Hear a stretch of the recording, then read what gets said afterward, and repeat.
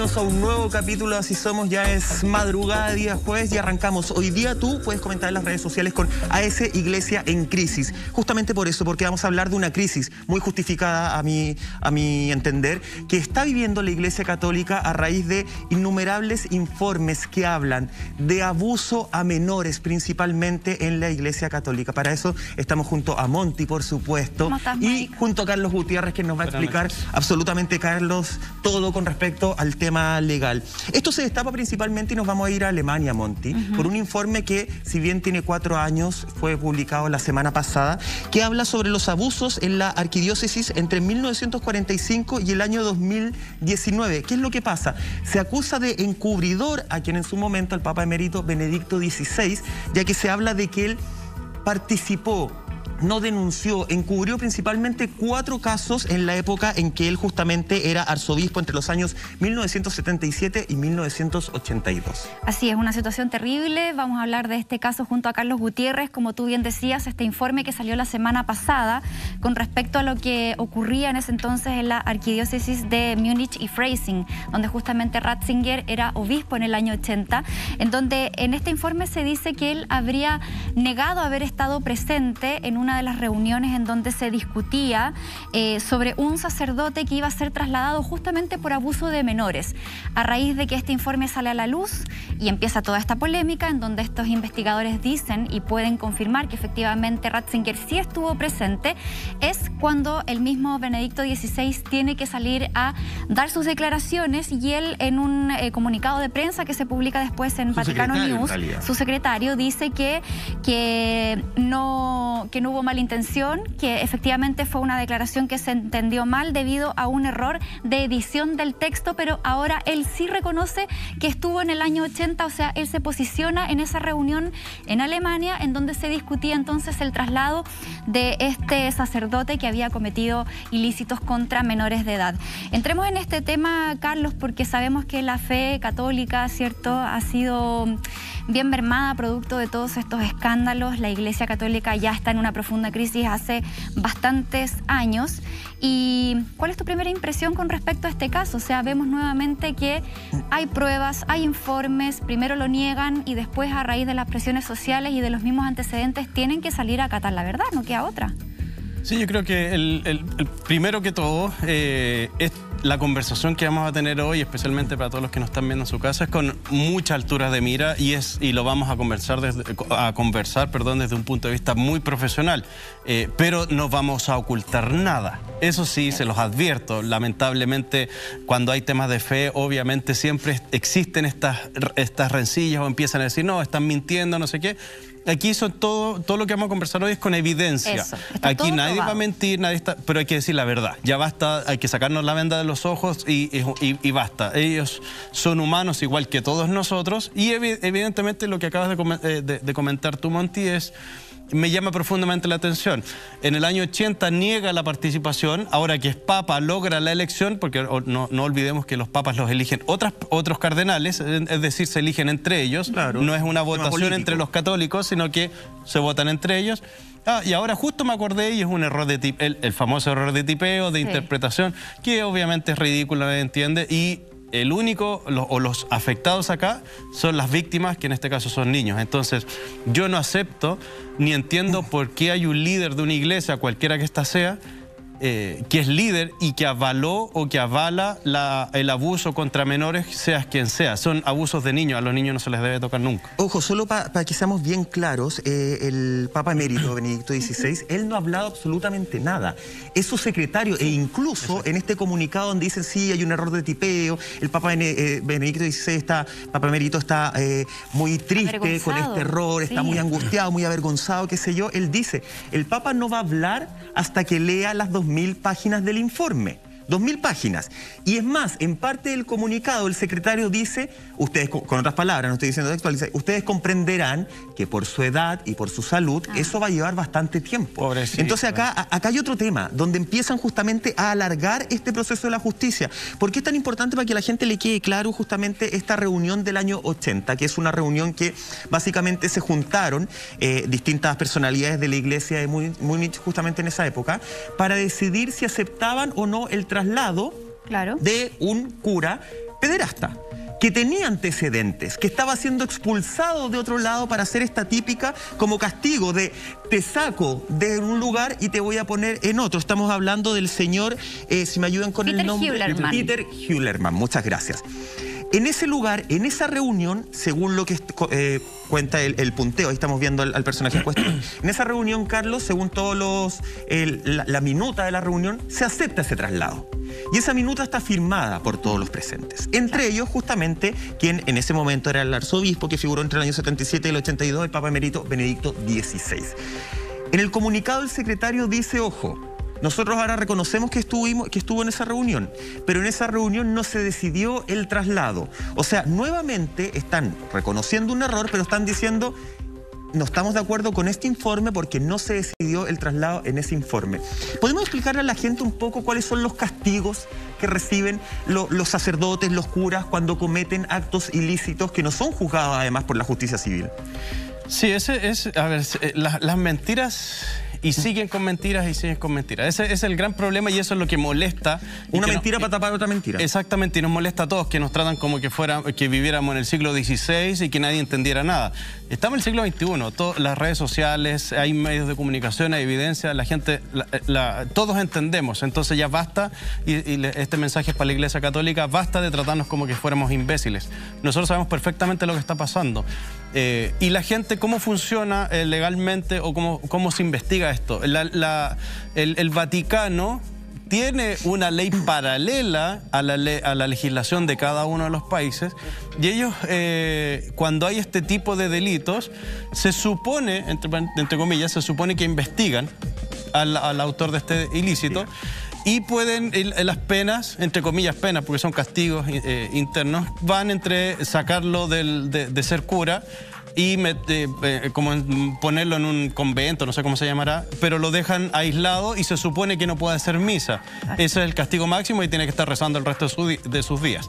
¿Cuál es el tema? Nosotros lo vivimos acá en Chile y se suponía que Caradima tampoco podía hacer misa y lo han descubierto varias veces haciendo misa. Entonces... ese castigo no existe. Y legalmente, desde el punto de vista legal, ellos reconocen también que hay la persona que denuncia tienen un tiempo de prescripción de 20 años, los delitos, dentro de esta legislación canónica o el derecho canónico, que así se llama. El tema es que y dentro de las cosas buenas y rescatables, ellos reconocen estos 20 años, pero después de que la persona abusada cumple 18 años, es decir, después que él es mayor de edad, ahí recién empiezan a correr los 20 años de prescripción. O sea, hasta los 38. Es decir, la persona puede denunciar hasta los 38 años y todavía se podría castigar al sacerdote que cometió los delitos, y esto aproximadamente, este proceso puede durar, en promedio dura 3 años internamente. ¿Cuál es el gran problema que se genera? Es que la Iglesia muchas veces no colabora con la justicia normal, justicia ordinaria de cada uno de los países, donde ahí sí el cura tiene que irse preso, y me encantaría ver alguna vez algún pedófilo tras las rejas esposado y que se lo lleven detenido. Me encantaría verlo, porque no corresponde, así de simple. Ellos, por ser cura, no tienen ningún derecho por sobre todos nosotros. Claro. Al contrario, somos todos iguales. Claro. Entonces, si un pedófilo abusa de un menor de edad, sea cura, sea lo que sea, tiene que ser preso, y si tiene una ley paralela, da lo mismo, él dará las explicaciones después a Dios. Son seres humanos y si cometen delitos como cualquier otro ser humano, tiene que ser obviamente castigado como cualquier otra persona. Ahora, esta situación no es un caso aislado, lamentablemente. Lo que estamos viendo, lo que ocurre en Alemania, lo vimos por ejemplo el año pasado en Francia, con esta comisión investigadora de los obispos católicos que funcionaron, entiendo, de una manera un poco más independiente a la Iglesia, en donde al final dieron a conocer al menos 200.000 niños que fueron abusados desde hace 70 años. O sea, es un informe que fue súper devastador, en donde se reconoce también ahí que hubo malas prácticas y condenables y prácticas de abuso hacia menores de edad en Francia. Y este informe del cual estamos hablando ahora también llama la atención porque lo solicita la misma archidiócesis de Múnich y Freising. Es un informe que ellos realizan a partir de denuncias y de toda la situación situación que se está viviendo al interior, y que también da cuenta de al menos 497 casos de abusos que ocurrieron en Alemania entre el año 45 y el 2019, y justamente este periodo engloba, como tú bien decías, Michael, este periodo de los 4 años en donde del 77 al 82. Claro, 4 o 5 años en que Ratzinger fue obispo, y que fue parte de este encubrimiento. O sea, al final lo que hace este informe es decir, acá el Papa Emérito fue encubridor, porque él sabía perfectamente lo que estaba ocurriendo y no dijo nada. Al contrario, vemos nuevamente cómo el mayor castigo es trasladar a esta persona y llevarla a otra parte, y en otra parte en donde comienza de cero, haciendo las mismas barbaridades. Perdón, y los castigos, ya que salía a colación, en el caso de Caradima, los castigos son, te vas a una casa, no puedes hacer misa, Claro. y el caballero siguió haciendo misa, y además con todos los cuidados, es casi como que se van a una especie de spa, esa es la cárcel que ellos tienen. No, y gratis, pagado por todo. No, por supuesto, me refiero a la gente que va a la iglesia. La Monte hablaba justamente de la acusación al Papa Emérito Benedicto XVI de encubridor. Yo creo que acá nosotros tenemos que también ampliar esta información, porque acá toda la Iglesia Católica es encubridora de estos casos. A mí de verdad me alarma, por ejemplo, hace muy poquito vimos el nombramiento del nuevo gabinete, ¿cierto? Y hablaba la próxima vocera de gobierno que decía, nosotros investigamos a cada uno de los ministros justamente para saber a quiénes vamos a poner en el poder. ¿Por qué en la Iglesia no se hace eso? ¿Por qué yo entro a Google muy rápido, por ejemplo, y me encuentro con el líder de la Iglesia Católica? ¿Quién es? El Papa Francisco, ¿cierto? Claro. Me encuentro, Papa Francisco se le acusó de hacer lobby justamente protegiendo al padre Grassi, un escándalo tremendo en Argentina justamente, un padre que el año 2009 fue condenado a, no me quiero equivocar, a 15 años de cárcel por haber abusado de 2 niños. Bueno, se confirmó, hay papeles que certifican que el Papa Francisco justamente hizo lobby para que se le perdonara a este cura. A esa persona tenemos liderando la iglesia. Tenemos liderando la iglesia al Papa Francisco, que cuando vino hace muy poquito a nuestro país, ¿se acuerdan? Vivió uno de los escándalos más grandes cuando efectivamente él dijo que eran calumnias las que se emitían en contra del obispo Juan Barros, que se le acusaba no solamente de ser, de saber y de encubrir los casos de abuso de Caradima, sino que también al obispo Juan Barros se le acusaba de estar presente en muchos de los momentos en que Caradima abusaba de los adolescentes y de los niños. ¿Qué es lo que dijo el Papa Francisco en ese momento, Carlos? Dijo, son calumnias. Yo no tengo ningún antecedente. Después se confirmó, para que la gente sepa en la casa, que el Papa Francisco sí recibió una carta de 8 planas en donde se explicaba los abusos, cómo eran cometidos. No vamos a entrar en detalles, ¿cierto? Creo que es innecesario por no revictimizar a las víctimas. Pero se explicaba cómo eran los abusos y se explicaba que el obispo Barros estaba presente en muchos de esos momentos. Y el Papa sí hizo el loco. Entonces hoy día que salga él a decir, oye, es una vergüenza lo que estamos viviendo, todo mi apoyo a las víctimas, pasa que yo no le creo. No le creo absolutamente nada. No creo esa lucha de la iglesia. Creo que todos son una gran tropa de encubridores. Sí, lo que pasa es que yo creo que ese es el gran cambio que tiene que existir, y era la esperanza que mucha gente tenía cuando sale electo con este Papa Francisco, y lamentablemente siguió en lo mismo. Yo creo que lo que tiene que hacer la iglesia es abrir estos archivos, que se lo entregue a investigadores públicamente, investigadores que no tengan nada que ver con la iglesia, y se entregue la información de realmente todo lo que ha ocurrido. Monty daba información recién en el sentido de alguna estadística. Estamos hablando, por ejemplo, en Francia, de 200.000 niños. Eso a lo menos multipliquémosle por 3, sí, pensando en el papá, la mamá, sí, y a lo mejor algún otro hermanito o hermanita.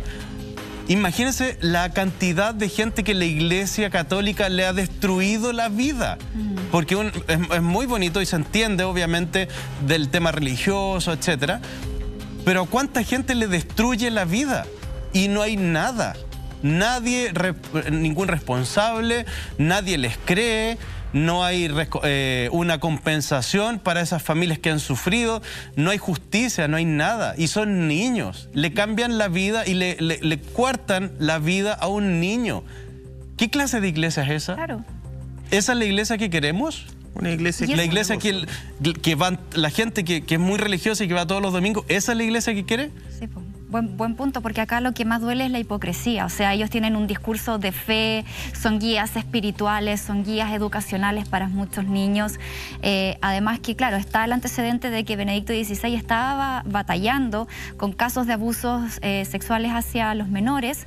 De hecho, esto se plantea un poco, se deja entrever en la película Los dos papas, no sé si alguien la vio, donde algo se menciona de este caso y lo que conflictuaba en ese momento a Benedicto XVI, y se dice que, claro, su dimisión finalmente era porque veía venir algo súper potente hacia la Iglesia con respecto a este tema y él simplemente dijo, yo no me la puedo. O sea, no, y algunos decían que él luchaba, claro, en contra de todo eso. Exacto, entonces también son hartas cosas las que hoy día se involucran, porque si de verdad la Iglesia quiere preservarse, quiere mantener a sus fieles, quiere seguir con este discurso que tienen hace 2000 años o más, tienen que hacer frente a estos casos y tienen que pagar, o sea, tienen que condenar a quienes actúan de esta manera. No pueden seguir haciéndose los locos. Un papa no puede seguir negando hechos que hoy día están probados. O sea, tienen que ir de frente si quieren al menos mantener a sus fieles, porque hay muchos que ya se fueron. Que quizás cuántas mentiras más no exacto, están, y hay mucha gente que se divorció de la Iglesia Católica, que quizás sigue manteniendo su fe y que siguen creyendo en Dios, en la Virgen o cual sea su creencia.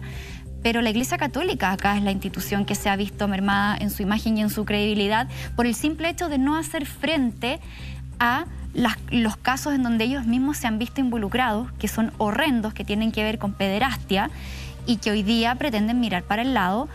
Y eso es lo que finalmente sigue dañando a cada una de las víctimas y sigue en el tiempo. O sea, lo vemos en el caso acá, por ejemplo, con Juan Carlos Cruz, con Murillo, ¿cierto? Con Hamilton, que son personas que hasta el día de hoy no pueden tener esa como reparación. Después, imagínate, tantos años. Y ojo, que no es solamente que uno le pide a la Iglesia que luche en contra de estos casos y que investigue de verdad, sino que partamos de antes, que incluso que no castigue a quienes denuncian.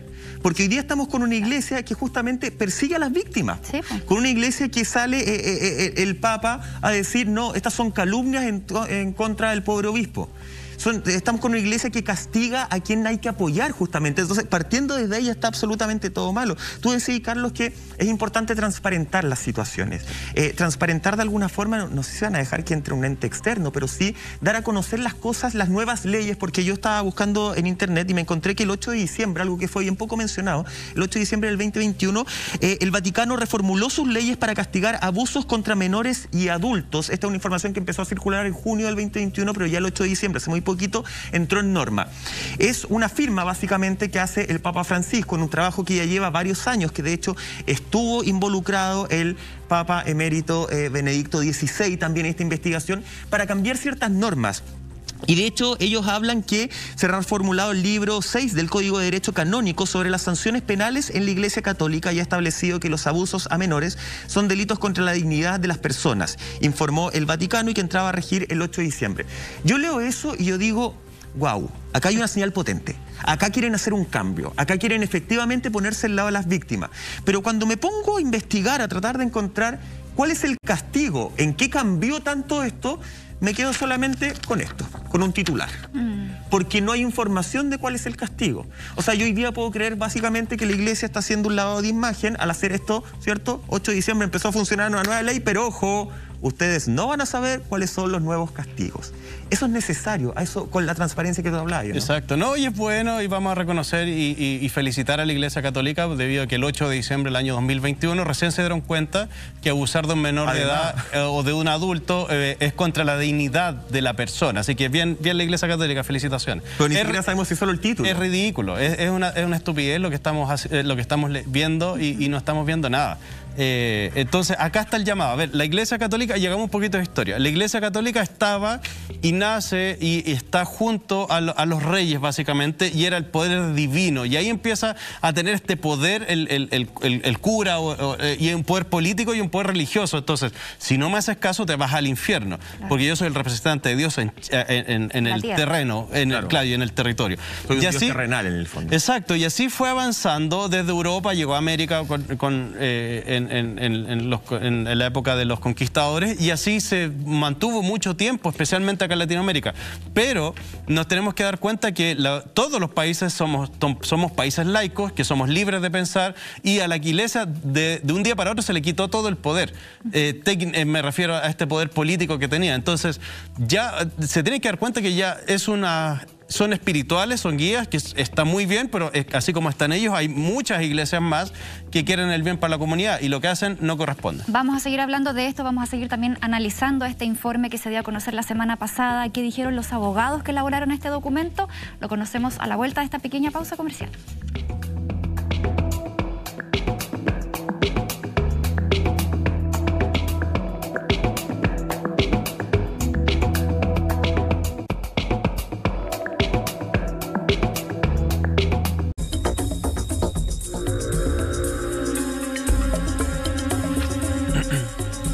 Estamos de regreso en Así Somos. Tú puedes ser parte de esta conversación comentando en las redes sociales con AS Iglesia en Crisis. Seguimos junto a Monty, junto a Carlos Gutiérrez, efectivamente, para poder entender un poco la lógica de investigación que hay en torno al Vaticano, en torno a las iglesias, y pareciera ser que no existe mucho sentido en esta forma. Es como, nos investigamos entre los amigos. Ese podría ser el gran resumen, ¿no? Nos investigamos entre nosotros, básicamente. Me caís bien, si te hago un favor, te mando a otro lado para que la gente no reclame y sacarte de vista. Eso es un poco el conducto regular que se hace. Es que, a ver, imagínense en su casa para aterrizarlo en Chile y para una situación súper normal. Imagínense que un carabinero comete un delito y lo investigan los mismos carabineros, y los mismos carabineros dicen, ya, no lo hago nunca más, y traslada al otro lado. Y eso, investigación, y en la misma comisaría, y lo investiga su compañero. Eso es lo que pasa en la iglesia. Obviamente eso no pasa. Lo que debería pasar es lo que realizan las instituciones públicas en Chile. Es que alguien que comete un delito se pone a disposición de la justicia, y la justicia ve si es culpable o no es culpable. Si es culpable, tiene que pagar con las penas que la legislación de cada país establece, y si no es culpable, que vuelva y que siga haciendo su trabajo como cualquier persona.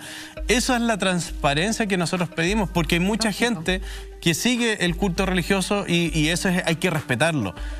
Y ese respeto va con la transparencia. Si de verdad ya es mucho lo que hemos visto, y es lamentablemente, y vuelvo a insistir y voy a ser majadero con eso, la gran mayoría de las víctimas acá son niños, le destruyen la vida a un niño. ¿Qué religión permite eso? Explíqueme, por favor, qué credo religioso permite que un adulto le destruya la vida a un menor de edad. A un menor de edad y a todo su círculo también. Mira, una de las abogadas que estuvo también a cargo de este informe, ella lo denomina como un fenómeno horrible de encubrimientos sistemáticos de casos entre el 45 y el 19, con el solo fin de proteger a la misma Iglesia Católica. De hecho, tenemos una gráfica de uno de los abogados. La consideración de las víctimas sigue siendo insuficiente desde numerosos puntos de vista. También después del 2010, cuando trascendieron los primeros escándalos de pedofilia en la Iglesia alemana. O sea, acá cada vez vemos más y más pruebas, vemos que hay investigaciones serias, vemos que hay gente que se ha atrevido a hablar después de muchos años, y esos testimonios hoy día son tremendamente valiosos. De hecho, estos casos de abuso que recoge este informe ya empiezan a tener un camino judicial en la Fiscalía de Múnich, justamente. Se informó que se están investigando ya formalmente 42 casos, y ya se abrieron diligencias para poder llegar a la verdad y establecer culpabilidad, incluso en personas que hasta el día de hoy siguen vivas. Sí. O sea, estamos hablando de cosas que pasaron desde el año 45 en adelante. Muchos de ellos quizás ya no están en esta tierra, pero sí los que están tienen que ser juzgados y condenados como corresponde. No, y va a ser un gran escándalo, y qué bueno que ya esté en manos de la Fiscalía correspondiente, porque por las edades y los tiempos, muchos de ellos puede que actualmente sean cardenales. Y eso es lo que estamos viendo, que tengan un cargo de más poder. Exacto, que el que tenían. Y no olvidemos que entre los cardenales se elige al Papa.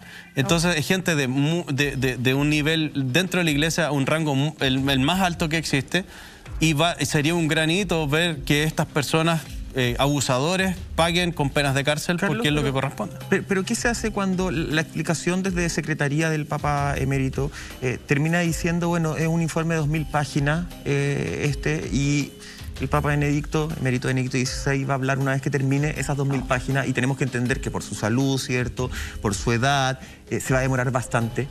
O sea, ¿podemos dilatar así el proceso desde esta lógica de decir, ¿sabéis que yo voy a leer estoy tan cansado que voy a leer, no sé, una página al año?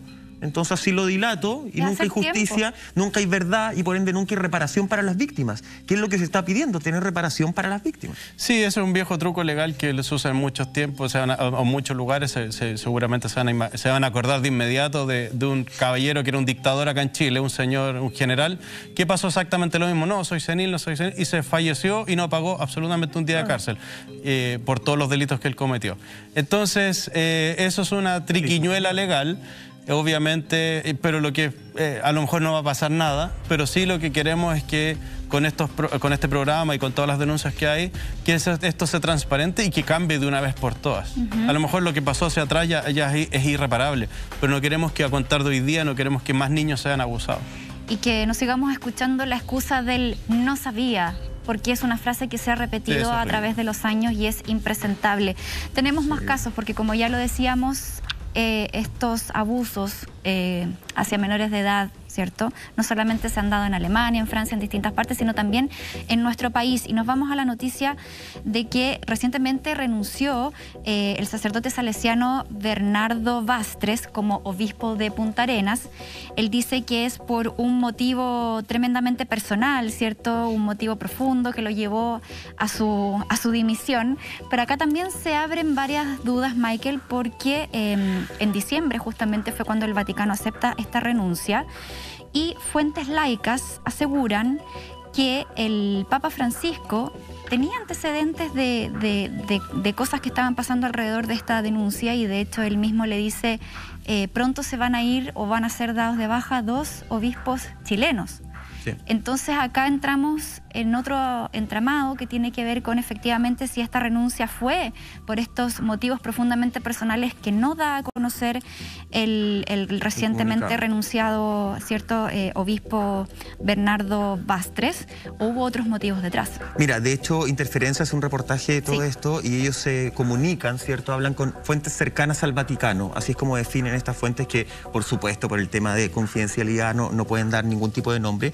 Y ellos dicen que efectivamente esta renuncia no habría sido tal la renuncia, sino que más bien habría sido una petición, una obligación que habría venido desde el Vaticano, porque el nombre de Bastres habría aparecido en reiteradas ocasiones, no en una, no en dos, no en tres, en muchas ocasiones, en este informe que vino a hacerse por orden del Vaticano a Chile el año 2018. Sí. Y justamente que es fueron los sobrevivientes salesianos que se entrevistaron con el secretario adjunto de la Congregación para la Doctrina y la Fe, que fue en su visita al 2018. ¿Se acuerdan que nosotros comentamos? Bueno, en ese informe, que además fue un informe, perdónenme, pero fue muy decidor en muchas cosas, pero hecho bien a la rápida. Imagínate un informe más profundo, de más tiempo en nuestro país, sería tremendo lo que se puede destapar. Bueno, en ese informe el nombre de Bastres habría aparecido en reiteradas ocasiones y a raíz de eso, de ese informe, según la información que entrega Interferencia con fuentes del Vaticano, es que le habrían pedido la renuncia. Una renuncia limpia, bonita, ¿cierto? Como su vida fue tan ejemplar, queremos sacarlo acá de forma ejemplar. Pero eso se aporta, eso ya es como un dato periodístico a la causa, pero eso se aporta porque los salesianos definen de una forma bien particular a este personaje, Carlos, como una persona autoritaria, como una persona misógina y como una persona homofóbica. Esas eran partes de la forma en que lo definen. Y te sumo algo más, porque estas mismas fuentes laicas dicen que esta dimisión habría sido en el contexto de encubrimientos de abusos sexuales cometidos por el salesiano Rimsky-Rojas. Y aquí entonces abrimos este caso, Carlos, porque tú lo mencionabas, o sea, hacías un poquito el perfil de la personalidad de este ex obispo, pero también abre una puerta en donde conocemos nuevos nombres y nuevas víctimas también que dan a conocer sus testimonios que están vinculados a abusos nuevamente. Sí, de hecho, dentro de y agregando otros antecedentes, los voy a leer porque son tantos. Ahí estamos viendo a Rimsky Rojas. Pero son tantos nombres que me voy a dar el tiempo de leerlo. Bastres habría oculto o habría encubierto, desde que asumió como obispo, escondió las denuncias en contra de 5 sacerdotes. Rimsky Rojas, que lo acabamos de ver en pantalla, Sergio Aravena, Audín Araya, Mauricio Montoya y Tomás Aguayo.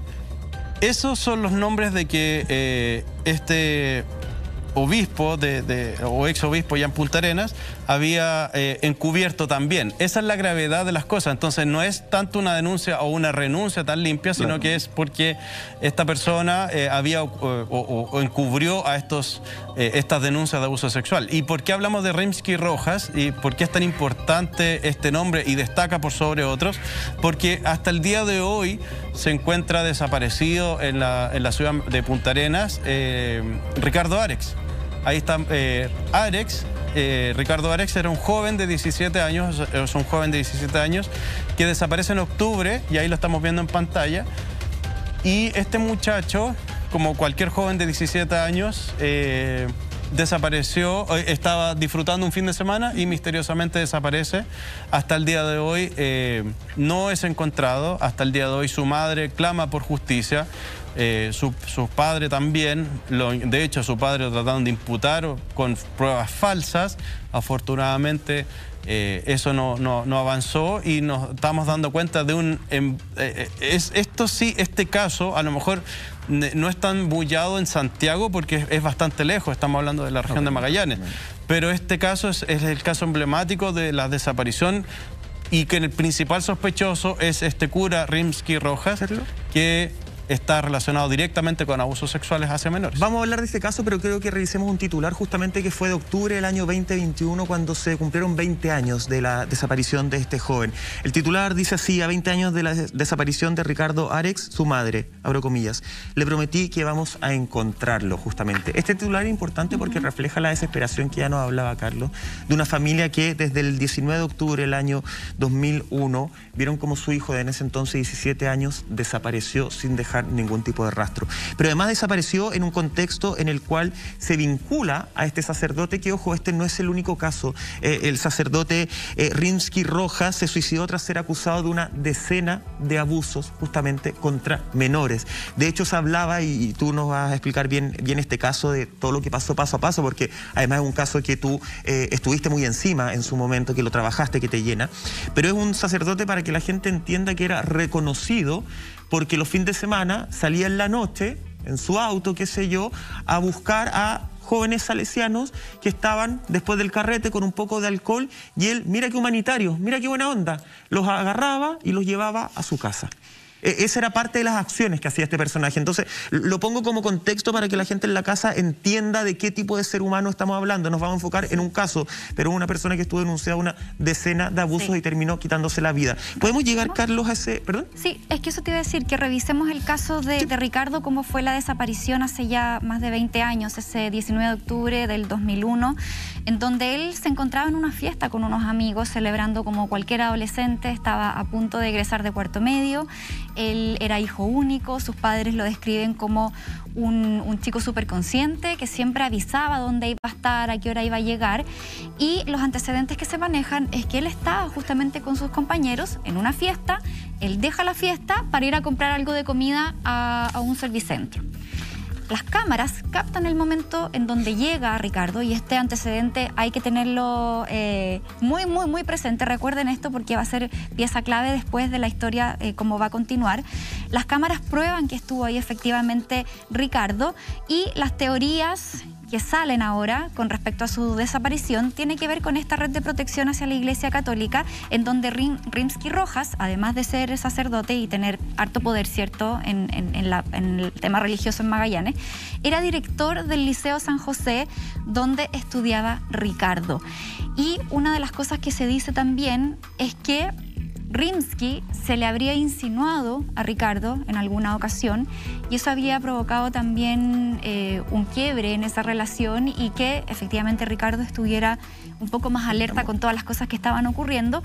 A esto, si le sumamos lo que tú mencionabas, Michael, el antecedente que también se da a conocer de que iría este sacerdote en rescate o en ayuda de estos jóvenes que andan ebrios, digamos, a altas horas de la noche. Humanitario el caballero. Exactamente.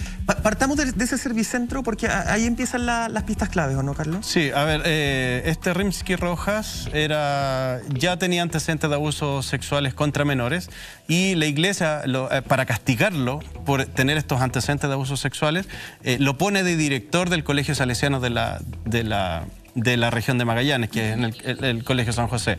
Él estuvo en Valdivia y lo trasladan a Punta Arenas. ¿Y lo trasladan también por denuncias con respecto a...? Exacto, lo sacan de la ciudad, que es un patrón típico de la Iglesia Católica. Si hay un cura que está siendo denunciado por abusos sexuales, lo toman, lo sacan y lo trasladan a otro lugar. Donde en el fondo los vecinos no sepan nada. Exacto, empieza de cero, como que se resetea. Entonces el castigo, el gran castigo que le hace la Iglesia Católica a este cura es dejarlo de director a cargo de todos los jóvenes del Liceo Salesiano, un liceo que tiene de todas las edades, de todos los niveles de colegio, y es un liceo de hombres.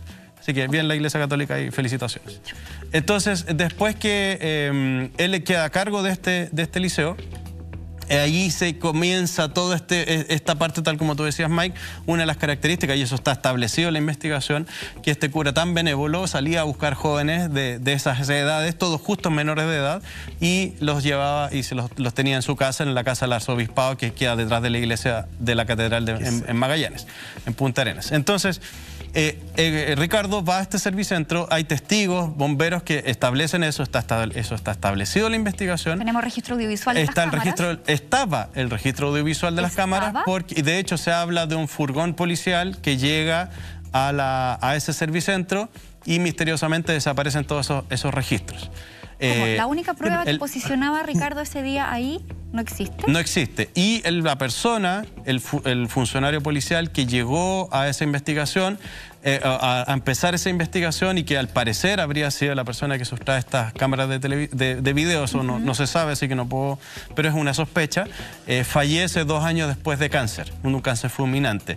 Ese funcionario también tenía otro tipo de antecedentes también. Que era, tú de hecho nos contaste en Pauta, lo voy a transparentar, que estaba siendo investigado. Estaba siendo investigado también por ese mismo tipo de delitos, pero no se llegó a nada porque la persona falleció. Pero está ejerciendo su cargo todavía, una cosa que solo pasa en Chile.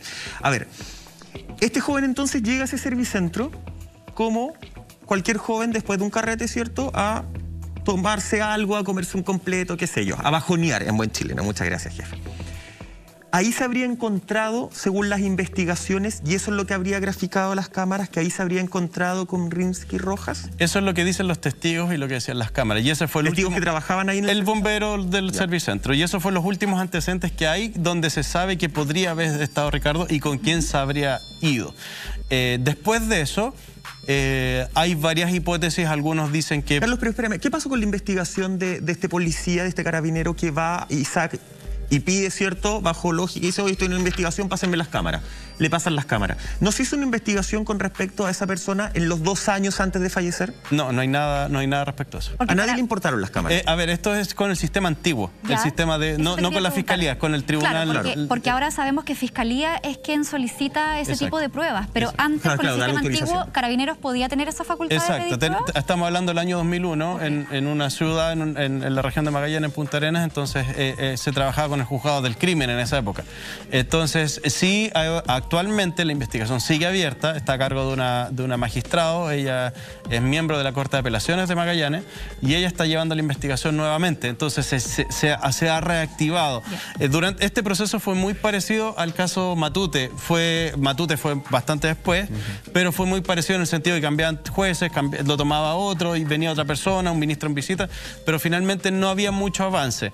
¿Qué es lo que ocurre? Durante el proceso investigativo y mientras yo trabajaba en el laboratorio, en el Lavocar de allá de Magallanes, surge una hipótesis que decían que a Ricardo lo habían asesinado y que lo habían puesto en una funeraria, en una empresa funeraria. Y que esa era la gran hipótesis y que estaban imputando al papá y que el papá era el sospechoso principal y que él había hecho eso. Eso llevó a hacer personalmente a un trabajo que lo hicimos con el juez de muy buena forma y tuvimos que exhumar todo el cementerio de Magallanes. Los que conocen el cementerio Punta Arenas saben de qué estoy hablando. Sí. Además muy lindo. Es precioso. Y tuvimos que exhumar todas las urnas de todas las personas fallecidas, pedir los permisos correspondientes y todo eso. Y estuvimos trabajando casi 5 meses para verificar si esta hipótesis era real. Es decir, habían puesto 2 cuerpos dentro de una urna. Eso es básicamente lo que se pensaba. Evidentemente era una pista totalmente falsa y era solamente para imputar al padre y echarle la culpa, y aquí hablamos de alguien que quería ensuciar el nombre. Ellos sufren mucho día a día familia hasta el día de hoy, he conversado, siempre estoy en contacto con ellos.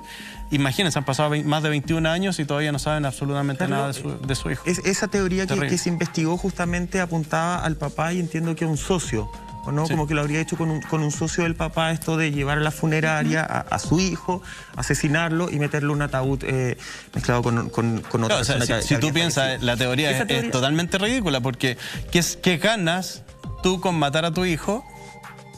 O sea, nada más allá de un ataque de odio. No hay seguro, no hay pero lo que voy ya, esa teoría dejaba por fuera absolutamente a Rimsky-Rojas.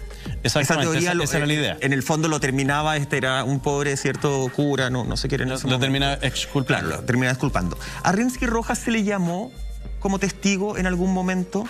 Si hay personas que lo posicionan en el último lugar donde vimos a este joven de 17 años con vida, ¿a Rimsky-Rojas se le llamó como testigo? ¿Dio su versión de los hechos en algún momento? Es que ahí empieza el problema de la Iglesia Católica en los procesos judiciales. También se le pidió que entregara declaración al obispo de la época, González. Tomás González. Tomás González. Y el caballero decía, no me acuerdo, ¿dónde estoy? No, estoy senil. No entonces, esas son las respuestas que él daba. ¿Con quién estoy? ¿Quién es usted? ¿De qué me está hablando? No sé dónde estoy. Y salgo saltando. Y después se iba a hacer misa. Entonces, eso es lo que pasaba. Eso es lo que así ocultan los delitos. ¿Qué es lo que pasó con Rojas? Con Rimsky-Rojas. Este cura, después de esta investigación, y cuando la investigación ya se dan cuenta que lo están empezando a acercar el círculo hacia él, la Iglesia Católica también colabora con la justicia y lo traslada nuevamente a Valdivia, apoyando al cura obviamente y no a la víctima, y misteriosamente ella se suicida, se quita la vida. Ahora, es curioso ese antecedente porque él se suicida. Es bastante extraño. 48 horas después de que Luis del Canto haya prestado esta declaración asumiendo ser el coautor del asesinato de Ricardo Jarex en este contexto de la funeraria que tú describías recientemente. Entonces acá hay cosas que uno dice, ¿cuál era el sentido entonces de suicidarse si se supone que él no había tenido participación en este asesinato? ¿Tendrá que ver con las otras acusaciones? Es que eso es lo raro, porque si vemos y vamos a las noticias, ustedes en su casa lo pueden googlear, ¿cuántos curas se han suicidado? ¿Cuántos curas se suicidan al año? No, la estadística es muy rara. Pero ¿se transparentan esas cifras? Yo no puedo tener la certeza, probablemente hay muchos curas, esto es solo una idea mía, no de este canal, ni de este programa, ni de Monti, ni de Carlos, pero a mí me da la sensación de que pueden haber muchos curas que se suiciden por X motivo, muchos a lo mejor no aguantan ver la cochinada en la que están metidos y se les oculta el suicidio, porque como dice Monti, va en contra de sus creencias. Es una vergüenza para la Iglesia. Es que el cura se suicida. Si un cura se suicida, vas a saber de inmediato, porque vas a tener la noticia que te va a quedar sin misa. Claro. La Iglesia se queda sin cura. Entonces, es más público en ese sentido. Es más público en ese sentido de tener esa información, pero es bastante extraño, tal como tú lo dices, Monti. Se suicida justo después de que viene esta persona y se entrega básicamente a la justicia diciendo que él lo había matado junto al padre del niño y todo era mentira. Entonces se descubre esta mentira y 2 días después se suicida. Entonces ya tienes todo cubierto para que te vas a suicidar. Hay otra teoría que empezó a dar vuelta, y no sé si la investigaste personalmente, de una persona que anuncia que justamente este cura le habría ordenado cavar un hoyo en la tierra de muchos metros, de muchos centímetros. Él salió y habló con la prensa, o sea, no con la prensa, perdón, con la policía en su momento. Y él dice, a mí el cura Rojas me pidió cavar este hoyo en la tierra y yo vi, dice este testigo, cómo lanzaron a una persona para enterrarla. Y no solamente eso, sino que antes de enterrar a la persona, le habrían hecho, Carlos, algo que ya...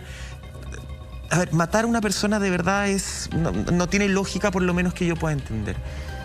Pero además lo que le habrían hecho a este cuerpo, según este testimonio, por orden del cura Rojas, es aún más tremendo, porque esto estaríamos hablando de una persona que entendía muy bien lo que estaba haciendo y que no quería dejar ningún tipo de evidencia. Quiero que hablemos de esta teoría, quiero que hablemos de los vínculos del poder también que hay justamente en este momento, de cómo se empezaron a ocultar no solamente en el mundo de la iglesia, sino que también el mundo de la política en ese momento entraba a encubrir estos casos. Todo eso lo responde Carlos después de la siguiente pausa.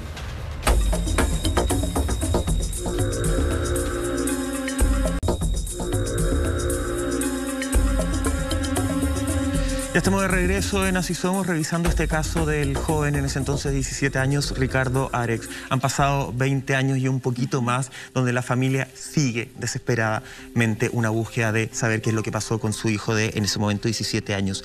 Antes de irnos a la pausa, estábamos hablando de otra de las teorías, justamente, Carlos, que surge el año 2014, es decir, 3 años después de lo que estábamos hablando de la funeraria, ¿cierto? El año 2014, una persona que es de nombre Juan Esteban Cárdenas, un hombre que tenía 60 años y que además trabajaba justamente como cuidador del centro de retiro espiritual del Liceo San José, dijo que el cura Rojas, Rimsky Rojas, lo había obligado a cavar un hoyo justamente y que la persona, el cuerpo que habían lanzado, les habían lanzado en el rostro sustancias en el rostro para así hacerlo menos reconocible. Hasta ahí ya está todo terrible, pero además esta persona, Juan Esteban Cárdenas, 20 días después de esta declaración fallece en extrañas circunstancias, Carlos. ¿Nos puedes contar de la teoría y de qué es lo que pasó con Juan Luis? Sí, de hecho él presta esta declaración, es una declaración totalmente real, de hecho es real y es totalmente creíble, pero cuando el magistrado le iba a tomar la declaración personalmente para saber y tener información de saber dónde, cómo, a qué hora, esta persona 1 o 2 días antes de entregar esa declaración, que se sabía cuándo tenía que ir, misteriosamente fallece por un problema gástrico y fallece en el hospital en Punta Arenas. Problema como natural. De hecho, algunos expertos en medicina forense, y ahí tú podrás dar tu opinión también, Carlos, dicen que se pudo haber tratado a lo mejor de un envenenamiento con arsénico, porque entendemos también que a este cuidador no se le hace autopsia al momento de fallecer. Misteriosamente no hay autopsia, misteriosamente no hay nada, y de hecho esta persona nunca había tenido problemas gástricos. Se habla de hemorragia gástrica, sí. Eso habría sido como la causa de muerte. Eso es lo que establecieron, pero al no hacer autopsia tú no puedes indicarlo. Eso es lo extraño, porque al no ser una muerte por una causa natural, me refiero a un infarto o algún tipo de enfermedad que este señor no tenía, necesariamente por ley se debe hacer una autopsia y eso debe ordenarlo o en ese caso el tribunal y todo y se hace todo el proceso, pero si no se ordena, no se establece, no se puede hacer. Tomando las circunstancias del caso, tomando que él era un testigo clave que situaba justamente a Rimsky Rojas en el momento donde estaban ocultando el cadáver de una persona, ¿cierto? No podríamos asegurar que era este joven, y con tu expertise, ¿podríamos decir que lo más probable es, como decía Monty, según algunas teorías, que lo hubieran envenenado? Es una altísima probabilidad, es muy probable que haya ocurrido eso. Ahora, obviamente, la magistrado tiene que hacer las diligencias y tiene que solicitar las pericias para que esto se realice, para poder establecerlo o no. No olvidemos que esta persona no se le hizo la autopsia, entonces hay que cerrar este ciclo. Son muchas dudas que todavía no se responden, preguntas que tiene la familia, esta desesperación por saber la verdad, saber qué le pasó a su hijo. Y hablemos un poquito también de los vínculos de poder, porque el mismo abogado representante de la familia de Rodrigo exhibició que el sacerdote Rimsky Rojas estaba vinculado a la Central Nacional de Informaciones, CNI. De hecho, Óscar Contardo, en su libro El Rebaño, menciona que el también exobispo Ricardo Esati habría tenido conocimiento de todas estas situaciones, sin embargo, nunca tomó ninguna medida. Y acá vemos nuevamente cómo se vuelven a proteger estos poderosos que tienen mucha influencia en esa zona. De hecho, en ese mismo reportaje que publica Interferencia, se habla, por ejemplo, de unos almuerzos que tendría una vez al año y que hacía Bernardo Bastres en Magallanes, en donde juntaba personas desde la política, ¿cierto? Desde el área judicial, desde los militares, así como para que la iglesia pudiera mostrarles a ellos cuál era su postura con relación a diferentes temas. Entonces acá vemos todavía cómo la Iglesia Católica ejerce una supremacía, un poder, un cierto manejo, un control, y cuando pasan cosas que no les favorecen a ellos, por supuesto, tratan de mover todas las piezas para que esa verdad no salga a la luz. Y es un poco también lo que comentaba el periodista de la radio de Magallanes, Michael, no sé si leíste esa parte del reportaje también, en donde este periodista recibe un llamado en la radio de un vecino de la parroquia de San Miguel Arcángel en Punta Arenas, en donde le dicen que el sacerdote Lou está siendo detenido por la PDI, o sea, lo habían ido a buscar. Y el periodista logra que la audiencia de formalización de este sacerdote sea transmitida. Y después, al día siguiente, el periodista va en busca de la versión de Bernardo Bastres para poder entrevistarlo y preguntarle qué había pasado efectivamente y a qué se debían estas acusaciones que se le imputaban a Lou con respecto a abusos de menores de edad. Y Bernardo dice, no, yo no voy a hablar con una radio que le hizo tanto daño a nuestra Iglesia Católica, a nuestra imagen. Entonces ahí uno de inmediato se pregunta, ¿la mala imagen o el daño se lo hace un periodista que intenta hacer su pega y conocer la verdad? ¿O se lo hacen ellos mismos al cometer ese tipo de delitos y no enfrentarlos como corresponde y no transparentar la situación? Y de hecho también se contaba que Bernardo Bastres, en este reportaje Interferencia, que había escrito un artículo dentro del periódico del obispado, en donde hacían un llamado a todos los fieles a no escuchar más la radio y le hacían un llamado a los empresarios a no auspiciar más programas de esa radio. O sea, tratando también de silenciar al periodista que solamente trata de ir en búsqueda de la verdad. Me suena conocida esa historia, ¿no? Lo de los tratar de silenciar a alguien y censurar. Entonces, es una situación que, a ver, la Iglesia, y especialmente Bastres, con todo esto que tú estás narrando, Monty, y muchos otros curas también, no todos, por supuesto, hay curas muy buenos, creen que todavía tienen poder. Sí, olvídense de eso. Chile, y vamos a hablar de Chile, es un país laico y acepta todos los cultos religiosos. Ustedes son uno más del resto. Entonces ustedes no pueden estar por sobre el resto. Eso es el primer mensaje. Olvídense que a lo mejor alguna vez tuvieron poder en 1800, 1600, pero ya no. Estamos en el año 2022. Demuestran que siguen teniendo el mismo poder. Exacto, pero para eso estamos nosotros. Para eso estamos nosotros, para demostrar y para poner a la luz pública todos los hechos. Así está como esa radio local en Magallanes, a quienes felicito por haber hecho público todos esos actos. Sigan haciéndolo así. Ustedes no están dañando la Iglesia. La gente que está dentro de la Iglesia, que comete estos actos de corrupción y de delitos y crímenes contra menores, ellos están destruyendo la Iglesia. La Iglesia se está destruyendo ellos mismos. Entonces, eso hay que entenderlo. Aquí no es un ataque directo contra la Iglesia ni contra un culto específico, sino que estamos poniendo sobre la mesa hechos reales. Hay un menor desaparecido hace más de 21 años y no tenemos ningún resultado gracias a que la Iglesia Católica ha ocultado evidencias. Así de simple. Entonces, ese es el respeto que le tiene la Iglesia Católica a esa madre. Ese es el respeto que le tiene la Iglesia Católica a ese padre. Ese es el respeto que tiene la Iglesia Católica a ese menor desaparecido, Ricardo Arex. Entonces, basta. Basta de protegerse o decir que está todo perfecto. Si no es así, la Iglesia tiene que poner la cara. Es mejor ponerse rojo una vez que estar haciendo estas cosas. Un cura, un obispo de una región no puede estar llamando a que no escuchen una radio porque los denunciaron o porque hizo algo público. Eso es impresentable. Y no olvidemos que este Bastres es el que hizo un llamado en plena pandemia, cuando estaban los peores números en Magallanes, a no obedecer la ley. Este es el tipo de personajes. Por esos personajes, la Iglesia Católica está como está. Así que eso es un mensaje para que se den cuenta, especialmente el Papa, los cardenales, cuáles son los reales cambios que tienen que hacer. Eso de no obedecer la ley, justamente el contexto es cuando el gobierno prohibió hacer estas misas en fase 2. Y él, claro, dio un par de discursos en que decía que una ley que iba en contra de la religión, de la libertad de culto, era una ley que había que quebrantar, solo para ponerle contexto. A mí me gustan mucho tus palabras, Carlos, pero me parece que decir hoy día que la Iglesia, que los obispos, los arzobispos, los curas no tienen poder es una utopía. Lo estamos viendo en todos los hechos, en todos los apuntes que tenemos todos en nuestros lados. Lamentablemente tienen poder, porque siguen siendo impunes. Está el caso de Caradima, está un montón de casos, un montón. Tú lo decías hace un rato. Si a ustedes les dicen que hay 200 niños abusados, lamentablemente no son 200, son 400, si es que no más.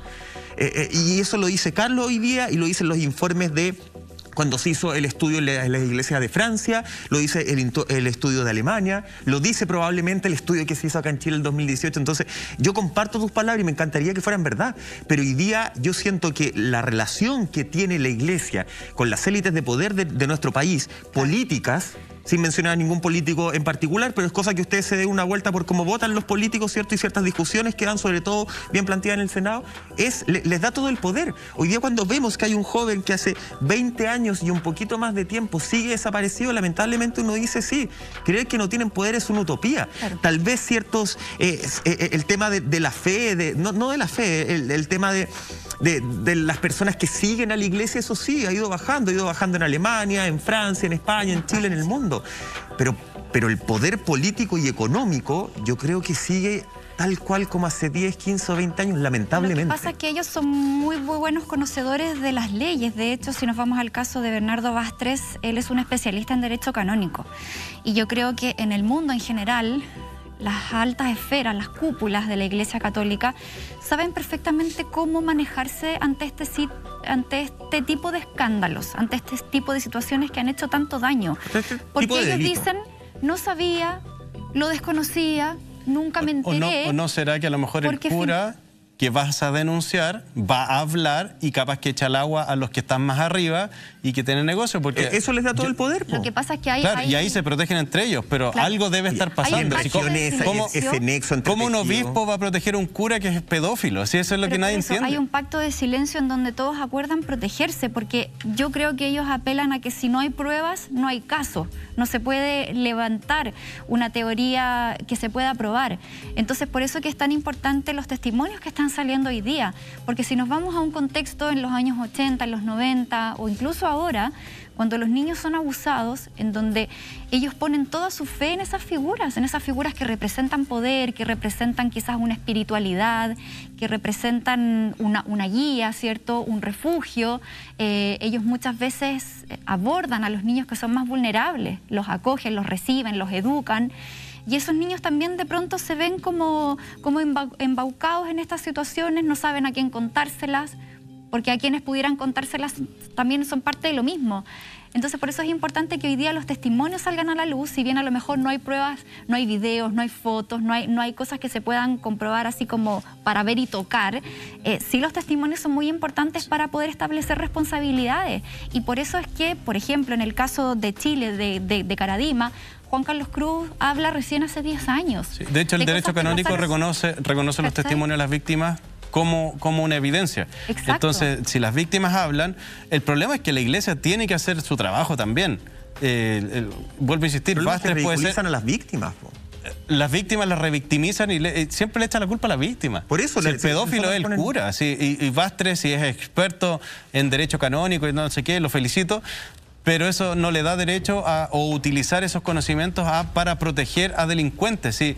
El cura que abusa de un menor de edad es un delincuente. Él ya no representa a Dios de base a la creencia que ustedes quieran tener en su casa, pero no puede utilizar el representar a un ser superior para abusar a un menor de edad. Vuelvo a insistir, y lo dije antes, ¿qué clase de religión es esa? Es que, Carlos, yo creo que hay que pensarlo más allá de la religión, lamentablemente. Por eso. Yo creo que esto, lamentablemente, es un negocio. Y en el fondo, cuando una autoridad de la iglesia termina reconociendo que en el interior de su casa están sucediendo este caso de delitos, de hechos totalmente ilícitos, acá no hablemos de errores, de cositas, no, cuando están cometiendo este tipo de delitos, básicamente yo creo que ellos están pensando automáticamente, lo reconozco, entonces la billetera se me va a la cresta, pues. Sí, en el fondo lo que pesa acá son el entramado de fuerza, de cariño, de unión que tienen con las élites económicas, políticas de este país. Lo que pesa es básicamente la plata que le va a llegar a fin de mes o no. Yo no sé si son personas que de verdad les importa la fe. Les importa la fe en la medida que te está dando plata esa fe, les importa la fe en la medida en que te está dando una autoridad por sobre las personas. Lo que decía Monty es muy importante. Acá no solamente hablamos de personas que buscan una solución o un camino desde la fe y la esperanza. Acá estamos hablando de niños que salieron de la violencia de su casa para llegar a cobijarse en un lugar que era tan santo, tan honesto, tan verdadero como la iglesia. Pero se encontraron con la violencia de su casa, se encontraron con la violencia de la iglesia. Estamos hablando de hombres de fe que utilizaron justamente esa vulneración de los niños, esa vulnerabilidad, perdón, de decir, ¿sabéis que no tengo ningún camino? Bueno, acá te voy a encontrar tu camino. Pero a cambio de darte tu camino, yo lo que voy a hacer es abusar de ti, usarte y abusarte. Vamos a seguir hablando de este caso, de estos casos lamentables después de la siguiente pausa.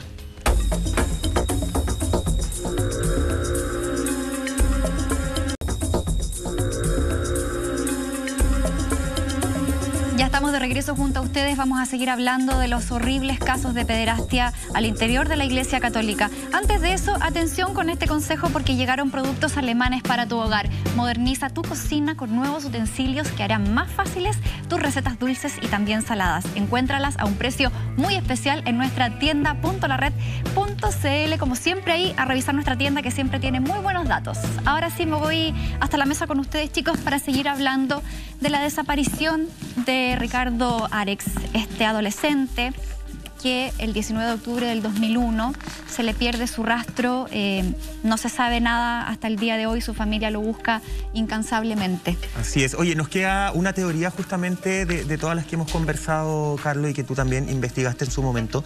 Hay una teoría que habla de que el padre Rimsky Rojas, ¿cierto?, el cura, habría intentado abusar justamente este joven y en ese forcejeo en que él no lo habría permitido, habría terminado siendo tirado por las escaleras y en ese contexto habría fallecido, ¿no? ¿Esa teoría también se investigó en su minuto?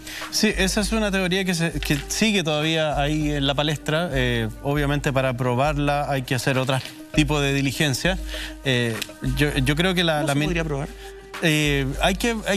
Primero la iglesia debería permitir ingresar a la casa, porque esto ocurrió en la casa del arzobispado, que es una casa que está detrás de la iglesia. Debería permitir ingresar, para hacer pericias, para analizar. ¿A 20 años todavía puedes lograr algo? Siempre se puede encontrar alguna cosa. Mira. Siempre se puede encontrar alguna cosa. Periciando, por ejemplo, esa escalera. Esa escalera y ver realmente si existe o no existe, compararla con fotografías. Hay muchas pericias que se podrían realizar. No me cabe la menor duda que la ministra que está a cargo ahora de la causa ha hecho bastantes diligencias. Estamos solicitando otras también. Quiero aprovechar las pantallas de enviarle un gran abrazo y un gran saludo a Margot y a Sergio, que son los padres de Ricardo.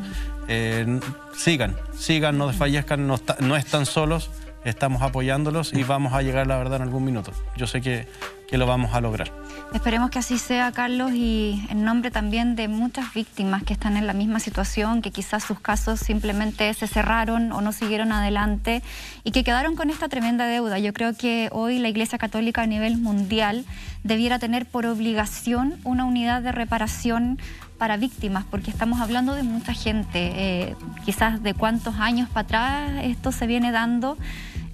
Tenemos antecedentes, como ya lo mostraban algunos informes, desde el año 40 en adelante, pero yo creo que nos quedamos cortos. Yo creo que hay muchas cosas que ocurrieron antes, en otras épocas, y qué bueno que hoy día estos temas se hablen, se conversen y que se llegue a la verdad y se haga justicia, que es lo primordial. Y a lo mejor informes, realizar antes de entrar al seminario, que es donde estudian para ser cura, hacer informes psiquiátricos y ver si esa persona tiene un perfil de pedofilia. Podrían hacerlo y evidentemente, ya que lo están haciendo, tengo entendido que lo están haciendo ahora, eso obviamente va a ayudar a limpiar la iglesia, porque el perfil pedófilo no es que se produzca o se trabaje dentro del seminario, sino que la persona viene con eso. Entonces es un problema psiquiátrico que debería tratarse y se puede detectar sin ningún problema. Claro, nos dicen que ahora se está haciendo, por eso sí. hay menos curas, de hecho. No solamente a los curas, también que se le hagan una investigación a los que están posiblemente siendo para papas, justamente, o los que salen escogidos. Ya lo vimos hoy día que habían antecedentes. Y terminar con el encubrimiento, ¿cierto? Ha pasado en distintas épocas, como lo decías tú, Monty, y lamentablemente yo creo que hoy día es muy probable que mientras estamos haciendo este programa, otros curas estén abusando de otros adolescentes y niños. Así de cruda es la realidad.